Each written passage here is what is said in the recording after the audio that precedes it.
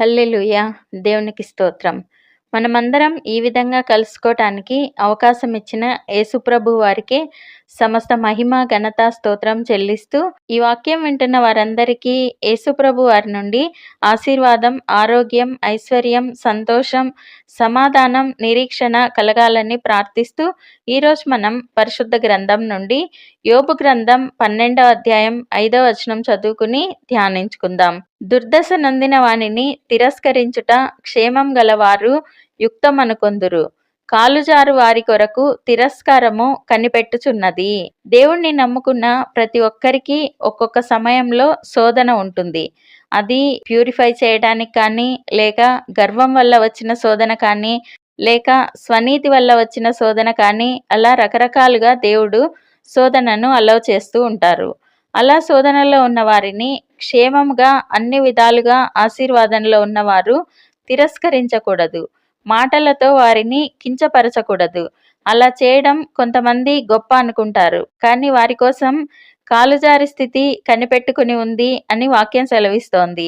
శోధనలో ఉన్న వారి కోసం ప్రార్థన చేయాలి. చేతనైతే సాయం చేయాలి. వారిని బలపరచాలి. కానీ ఏం పాపం చేశావో, నీకు దేవుడు ఇన్ని కష్టాలు ఇచ్చారు, నిన్ను నీవు గొప్ప అనుకున్నావు, ఇప్పుడు నీకు బాగా అయింది అంటూ సూటిపోటు మాటలతో వారిని నొప్పించకూడదు. అందువల్ల ఆశీర్వాదంలో ఉన్న వారికి కూడా శోధన రావచ్చు. ఎందుకంటే కాలుజారి స్థితి కనిపెట్టుకుని ఉంది కాబట్టి. ఇది ఇంకా బాగా అర్థం కావడానికి ఉపమానం ద్వారా తెలుసుకుందాం. ఇద్దరు స్నేహితులు ఉండేవారు. ఇద్దరు ఒకే ఆఫీసులో గవర్నమెంట్ జాబ్ చేసేవారు. పక్క సీట్లు కావడంతో ఇద్దరు చాలా క్లోజ్గా ఉండేవారు. ఒకే మందిరానికి వెళ్ళేవారు. బాగా దేవునితో సహవాసం కలిగి ఉండేవారు.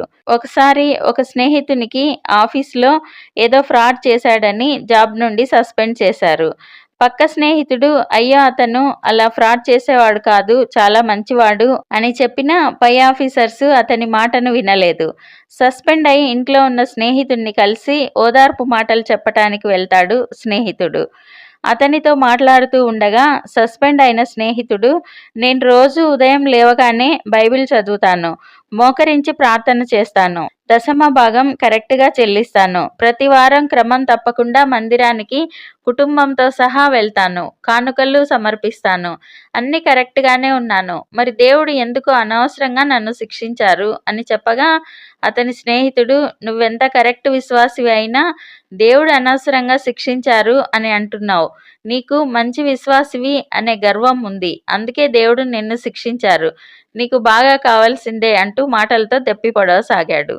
యోబు గ్రంథం 42వ అధ్యాయం 9వ వచనంలో తేమానీయుడైన ఎలీఫజును, షూహీయుడైన బిల్దదును, దయమాతీయుడైన జోఫరును పోయి యెహోవా తమకు ఆజ్ఞాపించినట్లు చేయగా యెహోవా వారి పక్షమున యోబును అంగీకరించెను. యోబు భక్తుడు శోధనలో ఉన్నప్పుడు అతన్ని ఓదార్చటానికి అతని స్నేహితులు వచ్చి అతన్ని ఓదార్చాల్సింది పోయి యోబును మాటలతో కించపరుస్తూ దెప్పిపొడవసాగారు. చివరకు దేవుడు, నా సేవకుడైన యోబు మీకోసం ప్రార్థన చేస్తేనే నేను మిమ్మను శిక్షించకుండా క్షమిస్తాను అని బోధిస్తారు. అప్పుడు వారు యెహోవా దేవుడు వారికి ఆజ్ఞాపించినట్లు చేయగా, అంటే యోబు వారి పక్షమున ప్రార్థించగా దేవుడు అంగీకరించి వారిని శిక్షించకుండా ఆపేస్తారు. యోబును రెండంతలుగా ఆశీర్వదిస్తారు. కాబట్టి ఎవరైనా శోధనలో ఉన్నప్పుడు మనం వారిని ఓదారుస్తున్నామనుకుని మాటలతో కించపరచకూడదు. ఇంకా వారికి బాగైంది, లేకపోతే గర్వంతో మిడిసిపడుతూ ఉండేవాడు అంటూ కూడా మాటలాడకూడదు. ఎందుకంటే అటువంటి తిరస్కారం వల్ల మనం కాళ్ళు జారి పడిపోవచ్చు. శోధించువారు దేవుడు, వారిని నిలబెట్టువారు దేవుడు. కాబట్టి అటువంటి వారిని నొప్పించే మాటలు మాట్లాడకుండా వారి కోసం ప్రార్థించటం ఉత్తమమైన పని. ప్రార్థన చేసుకుందాం. ప్రభువా, దేవా, సర్వాధికారి తండ్రి, మీ పరిశుద్ధ పాదాలకు వందనాలు, స్తుతులు, స్తోత్రాలు నాయనా. మీరు మా జీవితాల్లో జరిగించిన మేళ్ళన్నింటికీ వందనాలయ్యా. దేవా, యోబు స్నేహితుల వలె శోధనలో ఉన్న వారిని కించపరచకుండా వారి కోసం ప్రార్థన చేయమని నేర్పుతున్న తండ్రి, వందనాలయ్యా.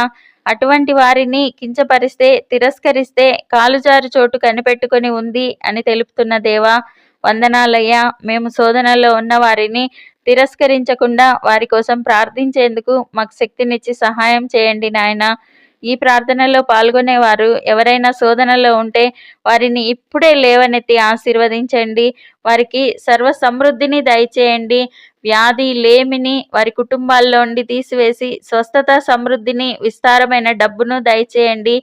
మేమందరం ఈ దేశానికి, ఈ ప్రపంచానికి ఆశీర్వాదకరంగా ఉండులాగున ఆశీర్వదించమని నజరేయుడైన యేసుక్రీస్తు నామంలో ప్రార్థిస్తున్నాం తండ్రి.